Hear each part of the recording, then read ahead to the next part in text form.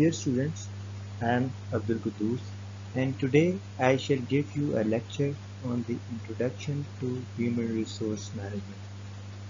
The essential principle of human resource management is to regard each employee as a human being. Since the human beings have various needs, they have economic needs, they have psychological needs, they have needs of development educationally, academically, and mentally. So the employees, being the human beings, have desires and expectations which they hope to get fulfilled by the organization and management. In this lecture, I shall cover the topics such as what is human resource management. In this topic, I'll be giving you various definitions of human resource management. Then what are human resource management functions? Then I'll give you the objectives of human resource management, company profits and human resource manager, the new human resource manager. In this new human resource manager, I'll be discussing on what today's human resource manager is acting, and then challenges and contribution to society, then human resource management for tomorrow, futuristic approach to the human resource management, then few reservations about what other organizations or other schools of thoughts think about human resource management. This course critically analyzes management of people in organizations, more specifically the business organization. Management is getting things done through people. We already know it and we have studied it in various previous lectures and previous classes. So what all managers are doing, they are in fact doing the job of a human resource manager. Let's start with various definitions of human resource management. According to one of the scholars, human resource management is the sum total or aggregate of inherent abilities, acquired knowledge and skills represented by the talents and aptitudes of the persons employed in an organization. Human resource is multidimensional in nature. People working in the organization have different needs at different times. These needs may be economic, social, educational, physiological, and psychological. Then there is another definition of human resource management according to which the establishment and application of policies and procedures for the procurement, deployment, and maintenance of a public organization's workforce. According to Michael Armstrong, human resource management is a strategic and coherent approach to the management of an organization's most valued assets, the people working there who individually and collectively contribute to the achievements of its objectives. Lloyd and Byers in 1994, they see human resource management as the aspect of management which is concerned about getting the right people or employees in the right place at the right time and ensuring that they work effectively. Then there is another definition which says the process of acquiring and developing skilled employees and of creating organization conditions which encourage them to put forth their best effort. Human resource management encompasses those activities designed to provide for and coordinate the human resources of an organization. Human resource management is the effective management of people at work. As per these definitions from various scholars, we can say that human resource management examines what can be done or what should be done to make working people more productive and satisfied. So, human resource management is the comprehensive set of managerial activities and tasks concerned with developing and maintaining a qualified workforce, that is, the human resources, in ways that contribute to organizational effectiveness. After deliberating on the various definitions of human resource management, let us now discuss what are human resource management functions. Personnel management requires constant alertness and awareness to human relations and its importance to day-to-day operations. Personnel functions are of specialized nature and are mostly termed as staff functions. Personnel functions are inherent in the process of management and are applicable to all managers in the organizations. Every manager in an organization has to perform the personnel function in one form or the other in order to get things done through others. In order to achieve human resource management objectives, human resource management departments undertake various activities. Human resource management functions are both general and specific. These functions refer to those tasks and duties that are performed in the organizations to provide for coordination. Generally, we may identify these major functions as recruitment and selection, human resource planning, training and development, compensation and benefits, safety, health and welfare, employee and labor industrial relations, performance appraisal. Let us now discuss each function in detail. First of all, the recruitment and selection. These two functions are important in the human resource department. The human resource manager must help top management in recruiting qualified and competent employees into the organization. Recruitment is expensive and must be done systematically to avoid cost and time saving. Recruitment may be done internally or externally. Internal recruitment takes the form of promotions, trainings, and retraining. And external recruitment may come through advertisement, campus recruitment, employee referrals, and nowadays even through social media. The next function is human resource planning. This involves the activities such as conducting job analysis to establish the specific requirements of individual job. Forecasting the human resource requirements is necessary for the organization to achieve its objective. Developing and maintaining and even implementing a plan to meet these requirements also come in the human resource planning aspect. Then comes the training and human resource development function. Employees require training on the job and more so to acquire the needed skills for the specific tasks and responsibilities to which they are assigned. Training is not a once and for all issue.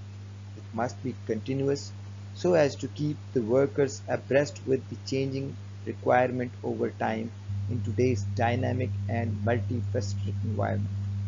Such forms include orienting and training employees for their efficient performance and growth. Development is also necessary for specific programs, seminars, and conferences, but must be arranged for the workers to upgrade their knowledge, develop their talents, and prepare them for the future.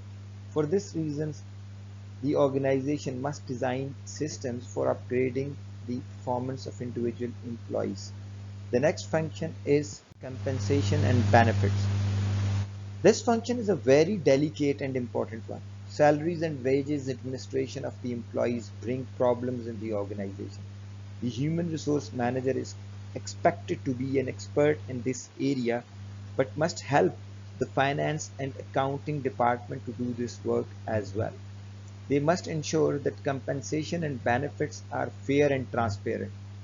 Policies relating to salary measurement and other benefits must be made known to the workers. This function requires a designing and implementing compensation and benefit system for all employees. The human resource manager must ensure that employees are given sufficient wages and fringe benefits to achieve higher standard of living and to motivate them to become highly productive. Then we have safety, health, and welfare function. It is important that management designs and implements policies and programs to ensure safety, security, and health of the workers. The welfare system in an organization in the past was neglected by some organizations, but in modern management, however, it is a great motivational factor to the employees when they realize that management is concerned with their problems and is ready to assist them in finding the most appropriate solution. When these factors were put in place, they lead to high morals and high productivity. And in the case when these factors are not put in place properly, what they do? In the opposite case, they may be the case when they are neglected, and specific functions in this regard are providing assistance to employees with personal problems that influence their working performance, designing and implementing programs to ensure employees' health and safety. The welfare aspect also is concerned with the provision of amenities such as canteen, housing, and recreation. Believe me, a very much satisfied employee in the organization is a very productive employee, and it proves to be productive for the organization. So we need to ensure that employees are stress free and they are more productive in the organization, and it is the only way the organization can achieve its main aims and objectives. In the next case, there are employees and labor industry relations. This is also one of the major function of human resource management, and it is there to ensure that there is an industrial harmony. For this reason, the human resource manager must have programs and policies that take account of the labor unions, human relations at the working place, etc. There should also be grievances procedures. The human resource manager serves as an intermediary between an organization and its union. There is designing discipline and grievance handling system. This industrial relation aspect is concerned with trade union negotiation, settlement of industrial dispute, joint consultation, and collective bargaining. Then there is next function, which is performance appraisal function. Employees' performances are assessed periodically according to the organization's policies. The purpose of the appraisal may include assisting employees to develop career plans, correcting their deficiencies, transfer from one job to another. Performance appraisal is a key in goal setting. Performance appraisal is a key human resource management function which, when aligned with an organization's strategy, contributes much to success of the organization. It helps individuals, teams, and the organizations in achieving their goals. The main purpose of performance appraisal in human resource management includes various factors, but it's not limited to all of them. There may be many others. For example, goal setting. Before we deliberate on what goal setting is, you all know that we need to set a target in our life. We have target and we pursue, we develop a roadmap to achieve those targets. So in performance of appraisal of an employee also, the goal setting is the most important step. So to track strength and weakness of the employees, performance appraisal plays its part. Then for compensation to employees, so as we pay according to the performance of the employees, it helps in making justified promotion decisions, and it also helps in job performance improvements. We also identify training needs that suit our customized requirement. Feedback for subordinates, plus and minus for better communication, documentation of weak performance before we fire an employee. Before taking a firing decision, you need to have documentation that you warned them earlier on and now you're taking a tough decision. So, human resource planning, that who all must be promoted, who all in the hiring process or in the recruitment process, in internal recruitment process, in the HR planning, these performance appraisal plays a vital role. Then personal decision making, and in future goal commitments where we plan our achievements. the performance appraisal definitely plays its part. Apart from various functions which we have discussed, there are certain specific roles of human resource manager. Even though all line and functional managers also perform some general functions of human resource management, it must be emphasized that there are some specific role the human resource manager must play in the organization. These roles include advisory role, coordinating role, policy making role, and specific or specialist role. In the advisory role, the human resource manager advises the operating line manager on various issues relating to labor, for example, discipline, termination of appointment, and so on. In the coordinating role, human resource manager has to act as a link between various internal departments. Organizations have objectives and have targets that must be met from time to time. The human resource management department can ensure this when there is a close coordination of labor matters between the various departments. The various departments must coordinate with the human resource management department. This means that there should be trust, tact, and diplomacy among the managers. Each department must not become an island on its own. The third role is policy making role. Policies are important in running organizations. The human resource management department must assist top management in the design and implementation of human resource policies in the organizations. Such policies help to provide democratic functions of the organization, stuffing the organization with the right caliber of labor, establishing equitable reward system. And then in the last, there are certain specific specialist roles, industrial issues and specialist issues that pertain to human resource must be included in the control of the human resource department. For example, labor union matters, the types of training and development programs, performance appraisal systems, discipline matters. All these need the expert advice of a well-trained human resource manager. What kind of employee value proposition can be offered in this way? It is important to keep the employees motivated. So in this regard, we definitely know what kind of employees value proposition we can offer. Firstly, the question comes in our mind that what is an employee value proposition itself? If simply put, an employee value proposition is the value that employee gain in return for working in the organization. There are various ways through which value proposition can be offered to employees. These ways include, but are not limited to, competitive remuneration, good benefits, challenging work, development opportunity, a good working environment, and career opportunities. According to these opportunities which we offer to the employees, they put themselves into stressful work, and according to their abilities, skills, and knowledge, when they perform and they prove their worth, they are given chances to get promoted, and hence they find their job challenging one. And this is how the employee value proposition can be offered. Next one is element of human resource management.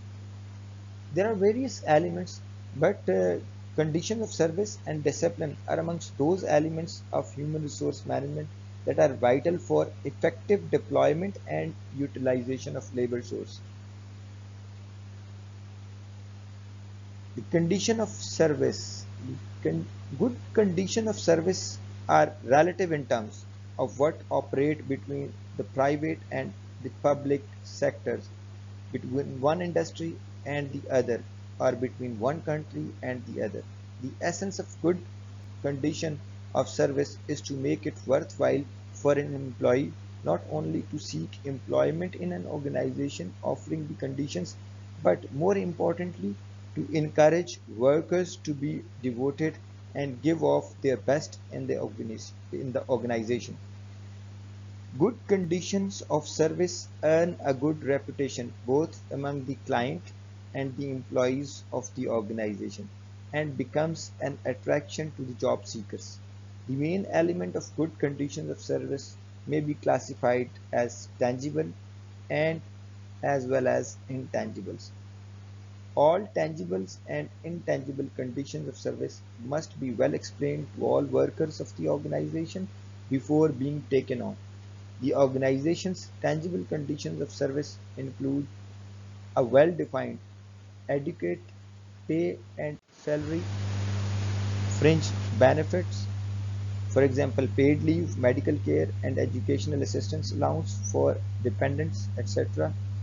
Then provident funds and pension benefits, and in the end, incentive award, for example, best worker award, best worker of the month, and conditions of service in intangible should include a carefully designed job security and tenure, equal pay for equal work, opportunities for training and deployment and development, opportunities for promotion, opportunities for assumption of responsibilities, good prospects for fair and human rights treatment. Conditions of service are not just Conditions of service are not just about welfare. An organization, for instance, may deliberately promote a welfare scheme for its staff so they could feel comfortable. However, if there is no purposeful effort to ensure that this leads to achievement of organizational goals, a frustrated employee will withdraw his or her services and find another job elsewhere. He might switch where efforts are appreciated. Indeed, it is the totality of these efforts and these factors that employer-employee relationship, career and promotion prospects, post-retirement care, cash rewards, indirect or fringe benefits, etc., that create the conditions enabling employees to make the maximum and purposeful conditions to the course of organization. So these are the conditions which are very much essential to maintain discipline. Every organization has rules and regulations for a constitution setting out the procedures to be adopted in case of misconduct. The red hot stove rule of McGregor is highly recommended for organizations. Disciplinary procedure must be well defined according to the authority. Various offenses and the accompanying disciplinary actions must be communicated to all in advance. The process must be fair and consistent to avoid any problems. All new recruits workers must sign disciplinary procedures and code of conduct. The rules and regulations must promote the objectives of the organizations. Punishments must always communicate and they must be commensurate with the offense, and they must be fair and impartial. There must be a process of appeal. The disciplinary authority must be decentralized to district and regional offices. Headquarters can come in as an appellate body. In this case, the districts and regions can be held accountable for whatever happens under their jurisdiction. We shall discuss the elements of human resource management, the objective of human resource management, company profits and the human resource manager, challenges and contributions to society, and other related issues in our next lectures in much more detail. In today's lecture, whatever we have discussed, if you find anything difficult or you have any query, please note it down and you may discuss the questions in your interactive session so that your queries are resolved. I'm really thankful for your patient listening and hope to see you in our next lecture. Thank you.